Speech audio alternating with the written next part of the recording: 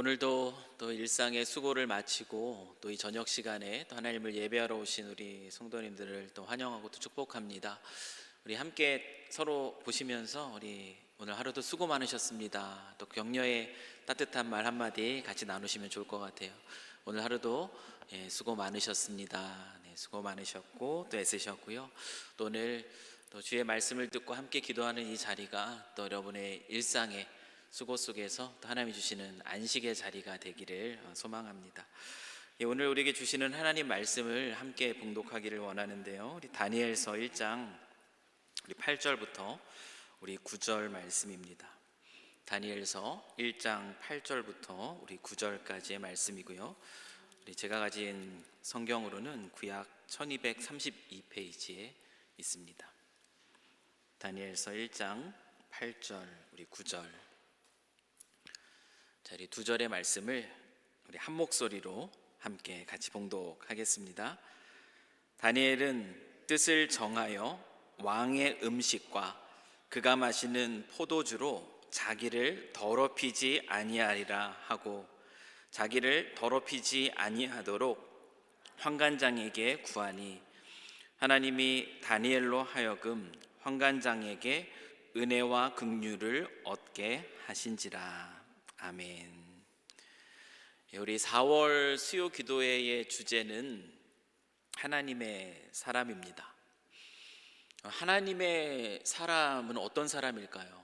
하나님의 사람은 어떤 사람이죠?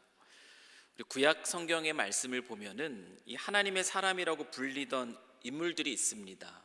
누가 불리는가 하면은 모세, 다윗, 사무엘, 엘리야, 엘리사, 그리고 특별한 이름이 언급되지 않는 무명의 우리 선지자들, 이들이 하나님의 사람이라는 칭호로 불리는 것을 우리가 보게 됩니다.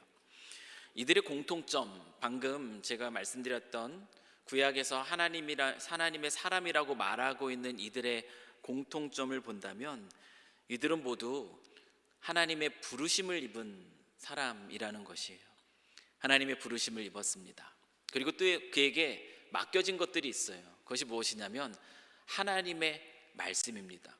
하나님의 부르심을 입고 그리고 하나님의 말씀을 받은 자들이에요. 그런데 또 한 가지 중요한 것은 무엇이냐면 그들이 그 맡겨진 그 말씀의 사명을 잘 감당했다라는 겁니다. 구약에 언급되는 하나님의 사람은 이런 사람입니다. 하나님의 부르심을 입어서 하나님의 말씀을 맡은 그 사명을 잘 감당한 사람이에요. 이렇게만 보면은 하나님의 사람은 어쩌면 우리랑은 좀 너무나 거리가 먼 그런 종류의 사람이 아닐까라고 생각하기 쉬워요. 왜냐하면 이들은 특별한 부르심을 입었고 또 하나님의 말씀을 맡은 사역자로서의 그 삶을 살았기 때문입니다. 우리 신약 성경도 한번 보실까요? 신약 성경에서 하나님의 사람이라는 표현을 보면은 사도 바울이 우리 디모데에게 보낸 편지에 유일하게 등장을 합니다. 디모데 전서 6장 11절 말씀을 보면 바울은 디모데에게 이렇게 부르고 있어요. 오직 너 하나님의 사람아, 이것을 피하고 의와 경건과 믿음과 사랑과 인내와 온유를 따르라. 이 바울이 이 디모데를 향하여서 너 하나님의 사람아 라고 외치고 있는 장면을 우리는 디모데 전서에서 보게 됩니다. 그럼 디모데는 어떤 사람입니까? 디모데도 마찬가지예요. 디모데도 교회를 섬기는 그런 사역자였습니다. 교회를 섬기는 자로 부름받았어요. 신약에서도 이 하나님의 사람은 어떤 특별한 사명을 부름받은 사람을 가리키고 있다라고 볼 수가 있습니다. 그런데 신약에 와서 이 하나님의 사람의 개념은 더 넓어집니다. 한번 말씀을 한번 보시면 하나님의 사람이라는 것이 꼭 사역자만을 의미하는 것이 아니라는 것은 디모데후서 3장 16절에서 우리 17절 말씀을 보면은 알 수가 있어요. 우리 디모데후서 3장 16 우리 17절 말씀을 함께 또 같이 읽겠습니다. 자, 시작. 모든 성경은 하나님의 감동으로 된 것으로 교훈과 책망과 바르게 함과 의로 교육하기에 유익하니 이는 하나님의 사람으로 온전하게 하며 모든 선한 일을 행할 능력을 갖추게 하려 함이라 라고 말씀하고 있습니다. 여러분, 성경은 어떤 역할을 합니까? 이 말씀을 보면 성경은 하나님의 사람으로 온전하게 하고요, 또한 이 성경은 하나님의 사람으로 선한 일을 할 수 있는 능력을 갖게 해준다라고 말합니다. 이것을 다르게 말하면 어떻게 이해할 수 있나 하면은, 그리스도인이라고 해서 우리 모두가 다 하나님의 사람이라고 불리는 건 아니에요. 그리스도인이라고 해서 우리 구약과 신약의 개념에서 하나님의 사람이라고 불리는 것은 아닙니다.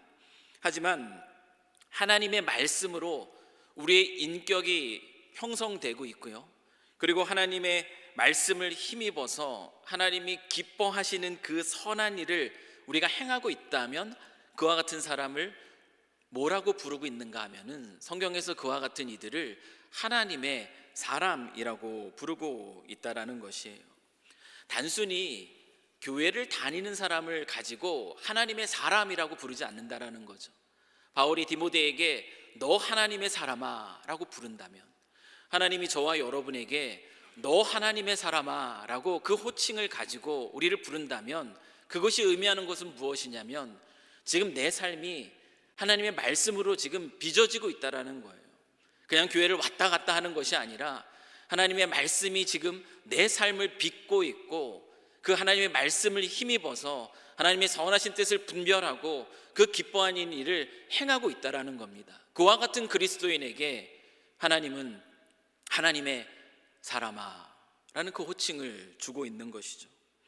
여러분 어떠십니까? 여러분은 하나님의 사람입니까? 하나님이 여러분을 향해서 너 하나님의 사람아 라고 그렇게 부르고 있다. 여러분 어떻게 그렇게 여러분 스스로를 생각하십니까? 이것이 얼마나 영광스러운 호칭인지 몰라요. 그냥 단순히 그냥 교회를 다니는 그런 종류의 사람이 아닌 거죠. 단순히 하나님의 말씀, 그 말씀은 그냥 나와 상관없는 것이 아니라 그냥 예수 믿고 구원받아 단지 그 사실만 알고 그리고 나서 그냥 교회 왔다 갔다 하는 사람이 아니라, 지금도 나에게 들려주시는 이 하나님의 말씀이 나를 다듬어 가고요, 나의 삶을, 나의 인격을 빚어 가고, 그래서 나로 하여금 나의 삶을 통해 하나님을 영화롭게 하고 하나님의 선하신 뜻을 깨달아서 그 말씀을 따라 정말 선한 일에 지금 열심을 다하고 있는 그 하나님의 동역자로 우리가 지금 서 있는가? 오늘 우리가 이 말씀 앞에 하나님의 사람인가 한번 우리 스스로에게 질문을 던져보기를 원합니다. 저와 여러분이 그런 하나님의 사람으로 서 있기를 소망해요. 우리 지난 한 달간 우리가 어떤 말씀을 나눴습니까? 하나님의 임재에 대해서 하나님 말씀을 나눴어요. 우리의 일상 속에서 늘 함께 하시는 하나님의 임재를 의식하며 살아가는 것, 그분 안에 거하는 것, 얼마나 복된 삶이에요. 그런데 우리가 그 하나님의 임재를 느끼고 경험하는 자리에 머물러 있어서는 안 된다라는 거죠. 하나님의 임재는 우리를 주의 부르심으로 인도합니다. 하나님의 임재는 우리를 하나님의 사람으로 이끌어 간다라는 것이에요. 그래서 이번 4월 수요 기도의 주제는 하나님의 사람으로 한번 잡아보았습니다. 그래서 이번 4주간 우리가 하나님의 사람은 어떻게 형성이 되는가라는 이 질문에 대한 대답들을 한번 찾아보고자 해요. 먼저는 뜻을 정하다, 그리고 용기 있게 시작하다, 거룩한 습관을 세우다, 사명으로 끝까지 가다라는 이 4가지 제목의 이 주제를 다루면서 하나님의 사람으로 또 형성된다라는 것이 무엇인가 한번 도전을 받고 또한 그런 자리로 나아가는 그런 저와 여러분이 되기를 소망합니다. 이 하나님의 사람이라는 것이 어떤 삶을 통해서 가능한가? 단순히 교회를 왔다 갔다 하는 그런 종류의 연약한 그리스도인의 모습에 머물러 있는 것이 아니라, 하나님이 우리를 향해서 하나님의 사람아 라고 부를 수 있는 그와 같은 그리스도인으로서 우리는 어떻게 서 갈 수 있는가? 그 첫 번째 대답은 오늘 이 다니엘의 모습을 통해서 우리가 함께 찾아보고자 합니다. 여러분, 하나님의 사람으로 사는 삶은 먼저는 뜻을 정하는 것으로부터 시작이 됩니다. 하나님의 말씀을 따라 그 삶의 기준을 세우는 것이 하나님의 사람으로서의 출발점이 된다라는 것이죠. 여러분, 오늘 본문은 기원전 605년으로 거슬러 올라갑니다. 유다 왕국이 바벨론 제국에 의해서 이제 멸망을 당하던 그 시절 이야기죠. 바벨론의 왕 누부갓네살은 그 유다의 왕족들과 그 귀족들 중에서 또 용모가 또 뛰어나고 준수하고 또 지혜롭고 총명한 젊은이들을 선별합니다. 그리고 그와 같은 이들을 포로로 자신의 왕궁으로 데리고 와서 그곳에서 이제 교육을 시켰습니다. 우리가 알고 있는 이 다니엘과 그의 세 친구도 마찬가지예요. 그렇게 포로로 끌려와서 또 왕궁에서 바벨론의 교육을 받게 되었던 사람입니다. 바벨론의 계획은 단순히 그들의 피정복국에 그 인재들을 가르쳐 주는 것, 교육해 주는 것에 그 목적이 있지 않았습니다. 피지배국인 이 유다의 인재들을 데리고 와서 어려서부터 가르치는 거예요. 바벨론의 학문을 가르치고 바벨론의 언어를 가르치고 바벨론의 그 종교와 그 문화들을 가르치는 것. 그걸 통해서 원했던 것은 무엇이냐면 그들의 정체성입니다. 유능한 인재, 나중에 이들을 통해서 피지배국을 다스리는데 그런 도구로서 사용할 이 피지배국의 이 인재들의 정체성, 그 정체성을 새롭게 재형성시키고자 하는 것이 그들에게 최고의 교육을 주고자 했던 목적이었다라는 겁니다. 이 다니엘과 이 세 친구의 이름을 바벨론의 신의 이름이 포함되어 있는 형태로 바꾼 것, 그건 역시 그들의 신앙적 뿌리를 지우기 위함입니다. 그리고 그들로 하여금 바벨론이라는 그 나라에 충성된 그 종으로서 살아가도록 하기 위함이었던 것이죠. 그들에게 오늘 본문에서 보는 것처럼 또한 왕의 음식과 또 그가 마시는 포도주를 3년 동안 제공하면서 그것을 먹고 마시게 하는 것, 이것은 그들이 단순히 비록 정복당한 민족이지만 왕족이나 귀족이었기 때문에 최소한의 예의를 갖추자, 그냥 단순히 그런 호의를 제공한 것이 아니에요. 3년이라는 이 긴 시간 동안 왕이 주는 이 최상급 음식을 먹게 함으로써 그들에게 전하고자 하는 메시지가 있었습니다. 그 메시지가 무엇이냐면 너희들의 삶의 주관자는 바로 너희들에게 이 최고급 음식과 또 교육을 제공하는 바벨론의 왕이다. 그들로 하여금 그들의 삶이 누구에게 속해 있는가? 바로 바벨론 왕에게 속해 있다라는 것을 보여주기 위해서 3년이라는 그 긴 시간 동안 최고급의 그 왕의 음식을 그들에게 제공한 것입니다. 뿐만 아니라 이방의 나라의 그 왕이 먹는 음식이라는 것은 어떤 음식입니까? 우리가 이미 잘 알고 있는 것처럼 그것은 이방의 신들에게 이미 바쳐졌던 그런 음식입니다. 그리고 그들의 음식에는 유대인이 철저하게 지켰던 정결한 음식 규례를 어기는 그런 음식들도 있었다라는 것이에요. 유대인들에게 이와 같은 음식을 먹게 한 것은 무엇이겠습니까? 그들로 하여금 그들의 신앙의 방어선을 무너뜨리기 위함이에요. 바벨론의 그 문화에 젖어들도록 하기 위함이 왕이 그 놀라운 그 최고급 음식을 그들에게 3년 동안 주어 기르게 한 것입니다. 이와 같은 것이 바벨론의 의도였습니다. 그때에 이 포로된 자였던 이 다니엘은, 그리고 바벨론의 왕의 그 거역할 수 없는 그 명령 앞에 서 있던 이 다니엘은 어떻게 반응을 하죠? 우리가 이 내용은 너무나 잘 아는 내용이죠. 다니엘서 1장 8절의 말씀인데요, 이 말씀을 한 번 더 같이 읽으면 좋겠습니다. 시작. 다니엘은 뜻을 정하여 왕의 음식과 그가 마시는 포도주로 자기를 더럽히지 아니하리라 하고 자기를 더럽히지 아니하도록 환관장에게 구하니. 다니엘은 뜻을 정합니다. 그럼 어떤 뜻을 정했는가 하면은 바벨론 왕의 음식과 그가 마시는 포도주로 나 자신을 더럽히지 않겠다라는 그 뜻을 다니엘은 정해요. 대신에 다니엘이 선택한 것이 무엇이죠? 왕의 음식과 그가 마시는 포도주가 아니라 채식과 물이었습니다. 우리가 알아야 되는 것 무엇이냐면 다니엘은 이와 같은 뜻을 정할 때 이 다니엘의 이와 같은 선택은 단순히 어떤 음식을 더 선호하느냐 그것의 문제가 아니라는 것이죠. 우리가 이미 이 사실을 다 알고 있으리라 생각합니다. 이 다니엘의 이와 같은 선택은 어떤 음식을 더 선호하냐가 아니라 자신이 누구에게 속해 있는가, 다니엘의 신앙의 정체성으로부터 흘러나온 선택이 바로 이와 같은 선택이었다라는 것이에요. 다니엘에게 있어서 무엇을 먹는다라는 것은 단순히 생존을 위한 수단이 아닙니다. 그때 당시에도 바벨론 왕이 그들에게 그 음식을 먹게 한 것도 바로 거기에 있습니다. 단순히 그들의 건강을 위해서 최고급의 음식을 먹인 게 아니에요.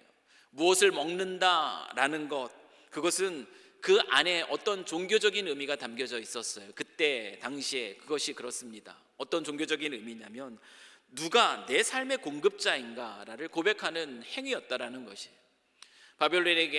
바벨론 왕에게 있어서 그 포로된 자들에게 자신의 음식을 먹인 것, 누가 너희들의 삶의 공급자인지 똑똑히 알라라는 메시지였습니다. 다니엘에게도 마찬가지예요. 내가 누군가의 음식을 먹는다라는 것은 내가 누군가에 속해 있는가라는 것을 보여주는 정체성의 표현이었던 것이에요. 그래서 다니엘은 비록 그가 포로가 되어서 이 바벨론 끌려와 있지만 그 음식을 먹는다라는 것은 자신의 정체성을 포기하는 겁니다. 내 삶의 공급자가 하나님이 아니라 내 삶의 공급자가 바로 이 땅 이방의 왕이라는 그 선언을 하는 것이 그 음식을 먹는 것이에요. 바벨론의 그 땅 가운데 그 포로된 자로 있었지만 다니엘은 그 정체성을 놓지 않습니다. 내가 하나님께 속한 자라는 그 정체성을 놓지 않고요. 내 삶의 공급자는 오직 유일하신 참 하나님 그분밖에 없습니다 라는 그 신앙의 고백을 왕의 음식과 그가 마시는 포도주를 거절하는 것으로 그는 선언하고 있어요. 그 음식으로 그 포도주로 더럽히지 않겠다. 이 다니엘은 이 정체성으로부터 이와 같은 삶의 기준을 세우고 그리고 그 선택을 하고 있습니다. 누군가는 이 다니엘의 이러한 선택을 보면서 유별나다라고 그렇게 말할 수도 있을 겁니다. 여러분, 신약에서 베드로의 환상 속에 등장했던 예수님은 무엇을 말씀해 주셨죠? 하나님이 지으신 모든 것, 내가 깨끗하다는 것을 너가 더럽다라고 말할 수 없다라고 얘기했습니다. 사도 바울도 마찬가지예요. 하나님이 지으신 모든 것은 다 선하다, 감사함으로 받으면 버릴 것이 없다라고 사도 바울도 이야기합니다. 그는 우상에게 바쳐진 제물인다 할지라도 그 거짓된 신이 우리 자신을 더럽히지 못한다. 그래서 자기 자신은 어떤 음식을 먹어도 양심의 자유함이 있다라고 그는 그렇게 이야기를 했죠. 그렇기 때문에 여러분, 오늘 우리가 보고 있는 이 모습 속에서 다니엘의 선택은 좀 무모한 선택이 아닐까, 그리고 좀 너무나 유난을 떠는 것은 아닐까라고 그렇게 생각할 수도 있는데요. 또 우리가 놓치지 말아야 될 것은 무엇이냐면 지금 다니엘은 신약의 시대를 살아가는 인물이 아니라 구약의 인물이라는 것이에요. 여러분, 당시에는 레위기 11장에 나오는 무엇이 정결한 음식이고 무엇이 그렇지 않은 음식이라는 그 규례가 있습니다. 이 규례는 그들이 이방 세상 주변의 이방 나라들 가운데서도 하나님의 언약의 백성임을 보여주는 아주 중요한 표지였습니다. 그래서 다니엘은 무모함 속에서 유난을 떤 것이 아니라 자신의 그 시대적 상황 속에서 하나님의 백성으로서의 자기의 거룩한 정체성을 어떤 음식을 선택하느냐를 가지고 드러내 보여준 것이에요. 그 영적인 위기의 상황 속에서 하나님의 백성이라는 구별된 정체성을 담대하게 그가 선포하고 있는 겁니다. 여러분, 다니엘은 뜻을 정했습니다. 근데 여기에서 한 가지 더 말씀드리고 싶은 것은 무엇이냐면 다니엘이 뜻을 정한 타이밍이에요. 그 타이밍. 여러분, 뜻을 정하여라는 표현은 히브리어로 마음에 두다라는 그런 뜻을 가지고 있습니다. 마음에 두다라는 것, 이것은 갑자기 즉흥적으로 나온 것을 이야기하는 것이 아니라요, 평소에 그 소중하게 여기던 가치관, 그것을 마음속에 그 깊이 있게 간직하고 있었다라는 것이에요.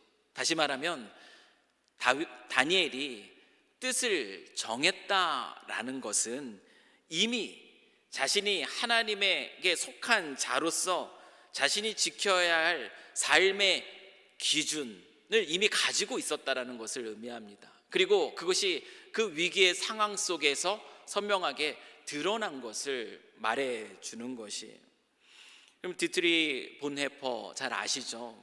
이 독일의 이 목회자는 그의 책 신도의 공동생활 라이프 투게더라는 그 책에서 이런 말을 합니다. 우리는 유혹의 한 가운데서 결단을 내리려 해서는 안 됩니다. 그 순간에는 이미 너무 늦습니다.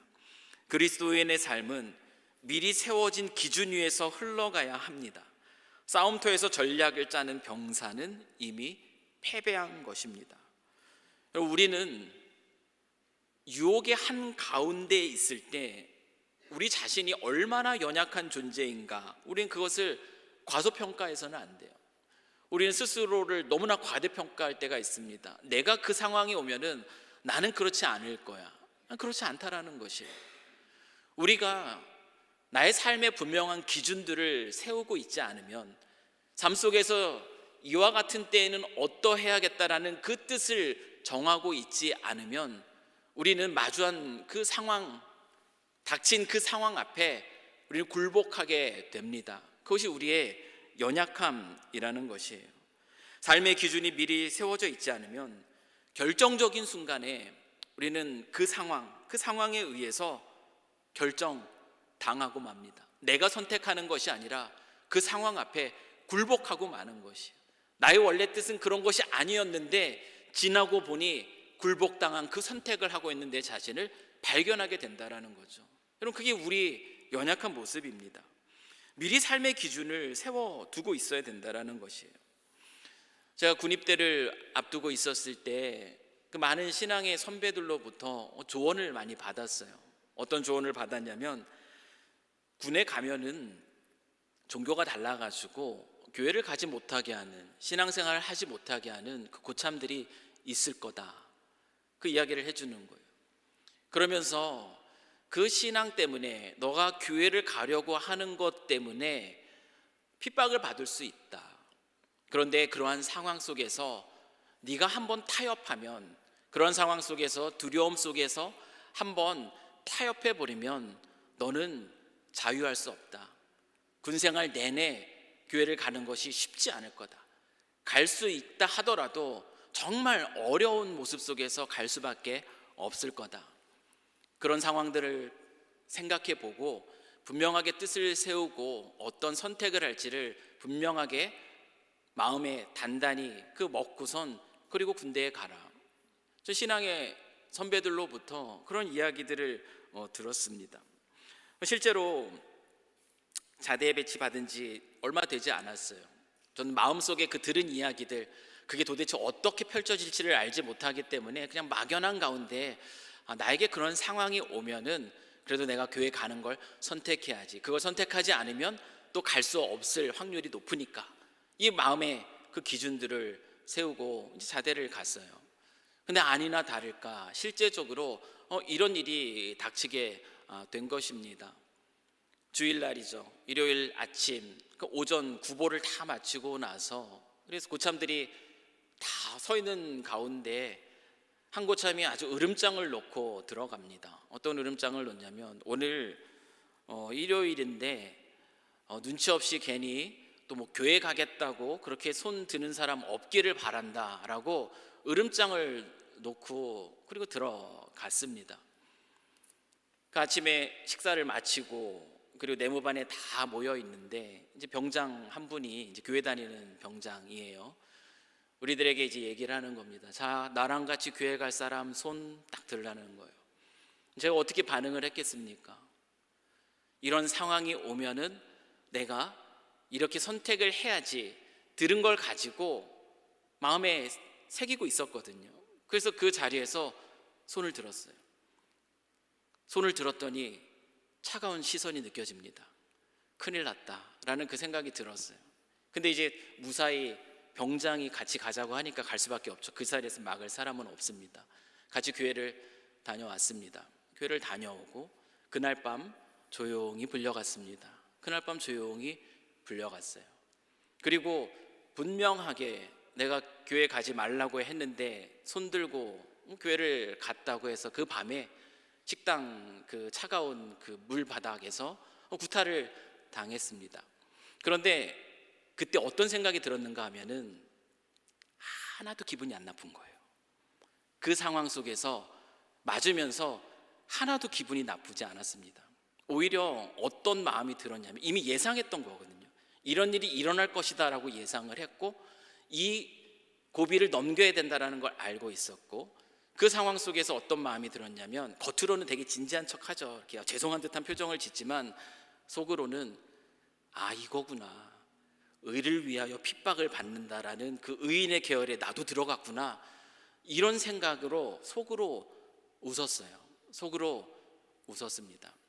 그리고 나서 저는 그 뒤로 한 번도 교회에 가는 것을 방해받지 못했습니다. 저는 그냥 교회에 가는 사람인 것이에요. 나중에 교회에 가면은 안 된다라고 했던 그 고참도 따라서 교회를 같이 가게 되는 그런 일도 있었습니다. 제가 믿음이 대단해서가 아니에요. 맞는 것이 두려웠지 않아서 그런 것이 아닙니다. 기준을 세우고 있었기 때문에라고 저는 생각해요. 제가 그 기준이 없었다라면 그 두려움의 상황, 이제 내 군대 생활 꼬였구나라는 그 두려움의 상황에 저는 굴복당할 수밖에 없을 거예요. 지금은 뭐라고 했으니까 가지 말자. 다음에 무슨 일이 있을 때 간다고 하면 너 그때도 안 가는데 지금은 왜 갑자기 가려고 해? 그 이야기가 나올 수밖에 없는 거죠.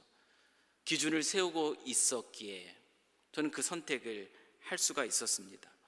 기준을 가지고 있었지 않았다면 저는 그 상황 앞에 굴복할 수밖에 없었을 겁니다. 여러분, 요셉도 마찬가지예요. 우리 창세기에 우리 요셉 어떻습니까? 날마다 동침을 처하는 이 보디발의 아내의 그 유혹을 그가 이길 수 있었던 그 이유, 여러분 그 이유가 무엇이겠습니까? 요셉이 그와 같은 유혹을 이길 수 있었던 이유는 무엇이냐면 창세기 39장 9절 말씀을 보십시오. 그는 그 상황 속에서 분명하게 자신의 기준을, 자신의 뜻을 분명하게 이야기합니다. 그런즉 내가 어찌 이 큰 악을 행하여 하나님께 죄를 짓겠습니까?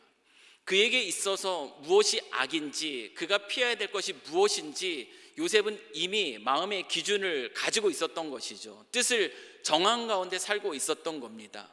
그런 가운데 그 거룩한 하나님의 백성으로서의 정체성을 지키려는 그의 단호한 그런 선택이 일어날 수 있었던 거죠. 위기의 순간에 그때 갑작스럽게 우리의 새로운 기준이 세워지는 것이 아니라 미리 심어진 가치관 속에 위기 속에서 미리 심어진, 미리 세워진 그 가치관이 드러나는 것이죠. 요셉은 그렇게 그 유혹으로부터 하나님의 백성으로서의 거룩을 지킬 수 있었던 겁니다. 사랑하는 성도 여러분, 오늘 우리가 살아가는 이 세상은 이 다니엘이 살았던 그 바벨론과 그렇게 다르지 않습니다. 세상은 끊임없이 우리에게 제공합니다. 뭘 제공하냐면 자기의 음식을 제공해요. 자신의 음식과 자기가 마시는 그 포도주를 내밀며 우리를 그들의 식탁으로 끊임없이 초대하고 있다라는 것이에요. 여러분을 초대하고 있다라는 겁니다. 이 정도 괜찮지 않아요? 이 정도 괜찮지 않습니까? 다들 다 그렇게 살아가는데 교회 다닌다고 뭐 그렇게 유난을 떠냐고. 여러분, 오늘날 우리가 살아가는 이 세상은 우리의 기준을 흐트러 버립니다. 보기에 너무나 먹음직스러운 그 음식과 달콤해 보이는 그 포도주를 우리에게 제공하는 거예요. 이 정도 괜찮아요. 내가 아는 교회 다니는 사람들도 다 이런 거 합니다. 괜찮습니다. 이거는 신앙과 별개의 문제예요. 그렇지 않아요. 살아가는 어떤 삶의 하나의 선택일 뿐입니다. 특별하게 차이 나지 않습니다. 여러분, 오늘날 이 시대는 우리에게 그와 같은 왕의 식탁으로 우리를 초대한다라는 것이에요. 끊임없는 다양한 삶의 이슈를 가지고 우리들을 은근슬쩍 길들이려 합니다. 바벨론이 피지배국의 그 인재들에게 썼던 방법인 것이죠. 현대 그리스도인의 이 삶의 모습들, 그 삶의 모습들에 대한 한 통계 조사에 의하면 너무나 안타까운 결과들이 따라오고 있어요. 어떤 결과인가 하면은 그리스도인들은 어떻게 소비를 하고 살아가는가, 이런 그리스도인들의 소비 습관, 그리스도인들의 성에 대한 관념, 그리스도인들의 결혼관, 그리스도인들의 이혼율, 비그리스도인과의 그 삶의 방식에 있어서 그리스도인의 이 삶의 방식과 비교해 봤을 때 그 통계적 수치가 거의 차이가 나지 않는다라는 거예요. 여러분, 이것이 의미하는 것이 무엇이겠습니까? 한 신학자는 오늘날의 상황이 이 다니엘의 시절보다 더 신앙을 지키기 어려운 상황이라고 이야기를 합니다. 어떤 의미에서 그렇게 얘기를 하고 있는가 하면은 다니엘 시대에는 왕의 강요가 있었다라는 거예요. 왕의 음식과 그가 마시는 포도주를 먹어라 라는 왕의 강요가 있었던 거죠. 근데 요즘은, 오늘날에는 아무도 우리에게 그렇게 강요를 하지 않는데 우리가 스스로 아무런 거리낌 없이 이건 괜찮은 거야, 그 세상의 왕의 식탁에 우리가 너무나 쉽게 올라가 앉는다라는 거죠. 한 신학자는 그렇게 오늘날의 시대의 그리스도인들을 진단합니다. 강요 앞에 뜻을 정하며 서는 그것도 아쉬운데, 아니 오히려 강요하지도 않는데 그들이 차려놓은 왕의 식탁에 오히려 그리스도인들이 그 자신의 삶의 기준들을 다 놓쳐버린 채 그 식탁 위에 괜찮아, 아무것도 아니야, 다 그런 거야, 그렇게 선다라는 것이죠. 주일에 교회에 앉아있는 그 순간 빼고 일상 속에서 우리의 선택, 우리의 삶의 방식이 세상과 너무나 닮아 있지는 않은가, 구별되지 않는 모습. 너도 교회 다녔어. 교회 앞에서만 확인되는 그런 정체성, 삶의 자리에서 확인되지 않는 그런 모습으로 혹시 우리가 살아가고 있다면 우리의 모습은 성경에서 말하고 있는 하나님의 사람의 모습은 분명 아닐 것입니다. 사랑하는 성도 여러분, 우리는 누구입니까? 우리는 이 세상을 어떤 모습으로 살아가는 그런 존재여야 하겠습니까? 단순히 교회만 왔다 갔다 하는 그런 모습으로 우리가 이 땅을 살아간다면 그것이 얼마나 큰 의미가 있을까? 얼마나 많은 것들을 놓치지 않으면서 또 신앙도 붙들려고 그렇게 애쓰며 살아갈까? 그 삶이 과연 아름다운 삶으로 드러날까? 우리 한번 오늘 이 말씀 앞에 한번 돌아보면 좋을 것 같아요. 이 땅에서 그냥 교회에 다니는 한 사람으로 사는 것, 그건 쉬울 거예요. 그렇게 어렵지 않을 겁니다. 그냥 타협하고 그냥 다 그런 거야, 그래도 나는 주일날 예배하니까, 그래도 나는 하나님께 속했으니까, 그렇게 살아가는 거 아마 큰 문제가 되지 않을 겁니다. 하지만 하나님의 말씀이 내 삶에 기준이 되고 그 말씀이 내 삶을 빚어가는 거예요. 끊임없이 계속해서 빚어가고, 그리고 이 세상 속에 구별된 하나님의 사람으로 저의 모습은 그래도 뭔가 조금 달라, 교회 다니는 사람인 것처럼 보여. 그런 모습 속에서 하나님이 기뻐하시는 뜻을 우리가 삶 속에서 이루어 가고자 한다면, 하나님의 사람으로서 하나님이 기억하시는 복된 모습으로 우리가 살아가고자 한다면 그 삶은 결코 쉽지는 않을 겁니다. 분명히 거기에는 영적인 방해가 있기 때문이죠. 그러나 그것이 과연 불가능할 것인가? 과연 그것이 불가능할 것인가? 성경은 그렇지 않다고 얘기합니다. 결코 불가능하지 않다라는 것이에요. 하나님의 사람은 뜻을 정한 사람입니다. 하나님께 속한 사람으로서 하나님의 말씀이라는 그 기준을 세우고 그 기준을 되뇌이고 그 위기의 상황 속에서 그 기준을 펼쳐가며 살아가는 사람이 바로 하나님의 사람이에요. 하나님이 속한 사람이라는 우리의 정체성을 더럽히지 않기 위해서 오늘 우리 이 저녁에 한번 생각해 보면 좋을 것 같습니다. 내가 피해야 할, 내 자신을 더럽히지 않기 위해서 내가 거절해야 할 왕의 음식은, 그가 마시는 포도주는 과연 무엇인가? 우리는 어떤 기준을 가지고 그 삶에서 마주하는 그들의 초대 앞에 분명한 기준을 가지고 설 수 있는가? 나는 이 선택을 통해 내가 무엇을 잃을까? 내가 무엇을 얻을까? 만약에요, 우리가 왕의 식탁으로 초대하는 그들의 초대 앞에서요, 이 질문을 던진다면 우리는 무너질 수밖에 없어요. 내 이 선택을 통해 나는 무엇을 얻게 될까? 그리고 나는 무엇을 잃게 될까? 이 질문을 가지고 그 문제 앞에 서게 되면은 우리는 상황에 지배당하고 말 겁니다. 왜냐하면 잃는 것이 크게 보이기 때문에 그래요. 정직보다 무엇을 선택하겠습니까? 관행을 선택할 겁니다. 정직보다 편법을 선택할 거예요. 법에 저촉되진 않아. 그러나 다 그렇게 해. 괜찮아. 남들도 다 그러는데 나만 유난 떨 것 없어. 이 방법을 통해서 일단 잃지 않고 그리고 나서 또 다시 살아가면 되지. 그럼 내가 무엇을 얻을까? 내가 무엇을 잃을까? 이 질문을 던지면 우리는 실패합니다. 그 상황 앞에 무너질 수밖에 없어요.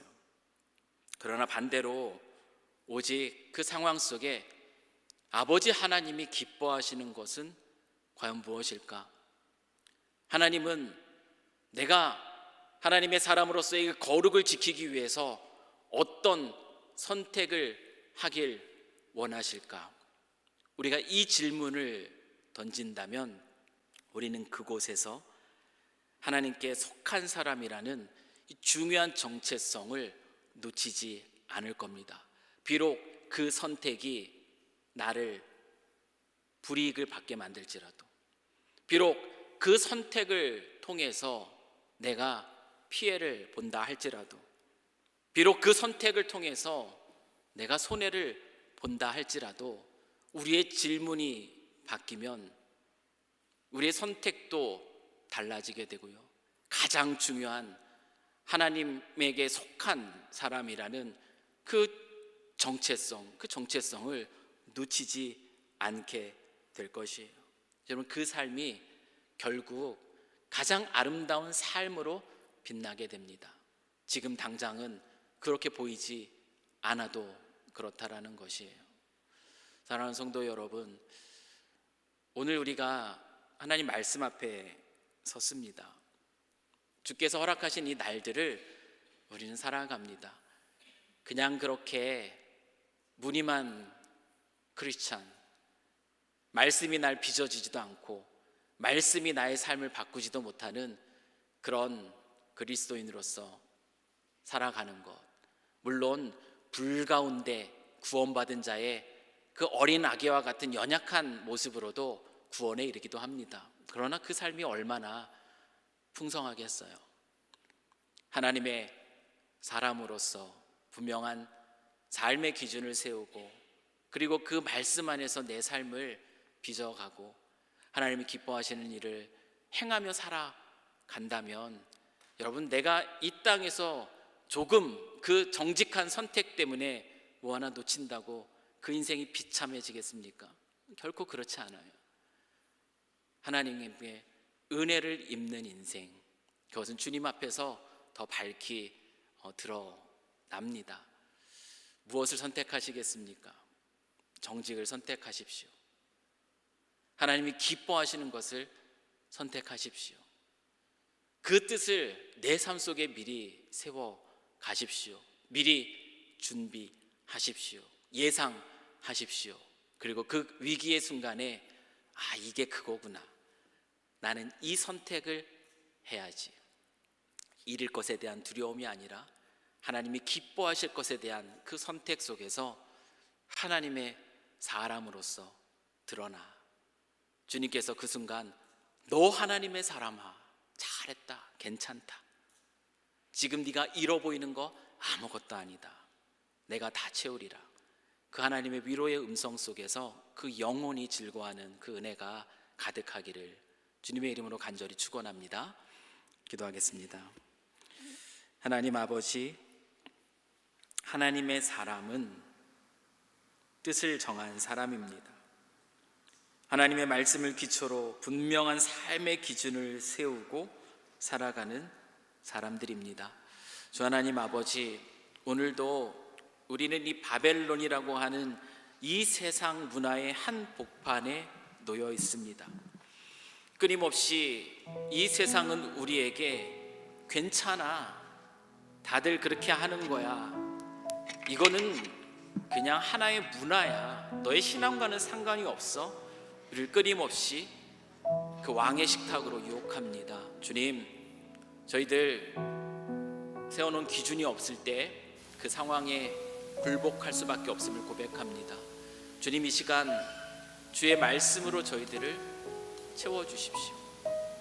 주의 말씀이 내 삶을 빛게 하시고 그 말씀 안에서 선명한 기준을 가지고 살아갈 수 있는 저희들 되게 하여 주시길 소망합니다.